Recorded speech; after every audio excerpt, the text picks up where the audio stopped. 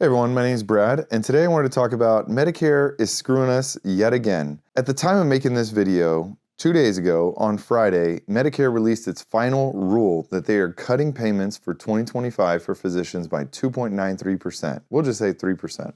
But at the same time, hospitals, ambulatory surgical centers, and outpatient facilities outside of doctors' offices are getting a pay raise by about 3%. It's so hard to financially plan when Medicare keeps doing this crap to physicians where you have to plan, okay, people are gonna want pay raises next year. Now we're looking at a 2.9% pay cut.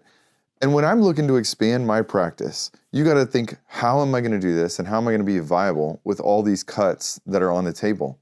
Now the only sliver of good news in all this is everyone's on the same playing field. Everyone has to abide by Medicare's rules. Of course, it takes Medicare. And it's not just me, it's the big guys that are getting hit too.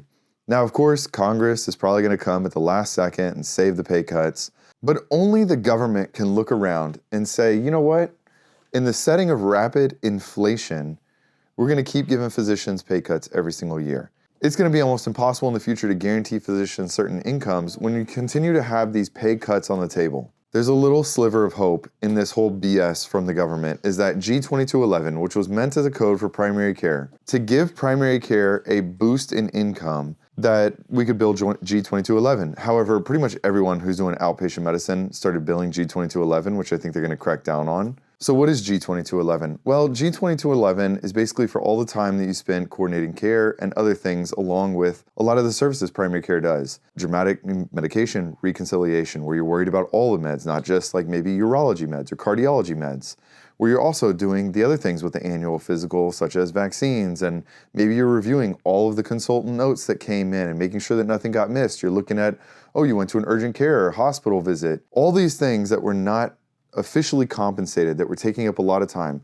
filling out handicap placards, doing home health evaluations. That stuff is now being paid for in G2211. The problem is that for 2024, G2211 was not allowed unless it was just one problem visit code, so like a 99214 or 99215.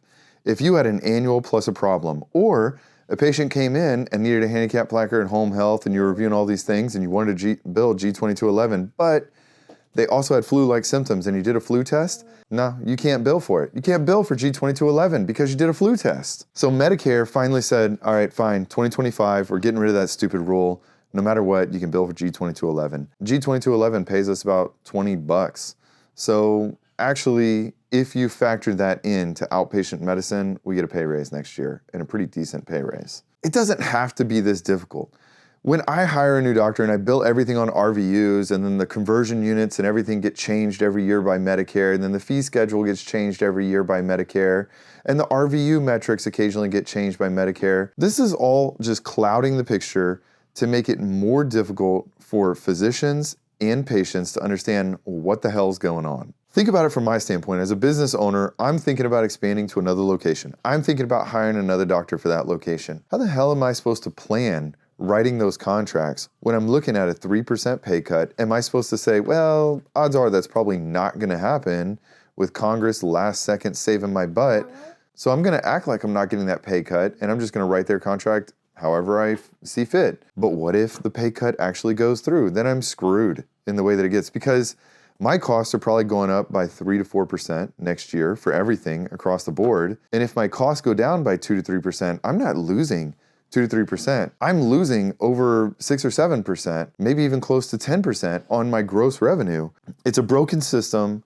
I'm sick and tired of it. I hope that Congress acts last second. The AMA has been dead on this, and they're dead to me. I'm not a member, but the AMA president now finally is coming out saying this is ridiculous. Where was your lobby? You're all spending all this money on all the fees that I have to pay for ridiculous things. Where's all these people having my back to basically say, hey, we don't want a 3% pay cut for them next year on top of the 3% pay rise, which is going to give me maybe a 7 to 10% pay cut next year. The organization's totally lost their ways, and I'm fed up with it. That's why I'm adding on more cash pay services to what we offer here in my practice. I'm happy that the G2211 is going to save my butt, but for pretty much everyone else, they're getting screwed next year. And that's assuming G2211 is going to get paid out by commercial insurances, because guess what? United Healthcare and Cigna and Aetna and Blue Cross all stopped paying on the G2211 for us this past year. about 3 months ago. They just decided we're not gonna do it. And because I can't balance bill, I'm screwed. I can't make that up. There's a reason why a lot of doctors are now going concierge. There's a reason why when my wife for her skin cancer checkup, there's a reason why she has to wait 4 to 5 months to see her dermatologist. Good luck finding a doctor in the future for those of you guys that are in government and making all these stupid rules. So yeah, this just came out. Medicare finalized it 2 days ago. I hope things change in the future. Thank goodness for G2211. All right guys, what do y'all think about G2211? Let me know below.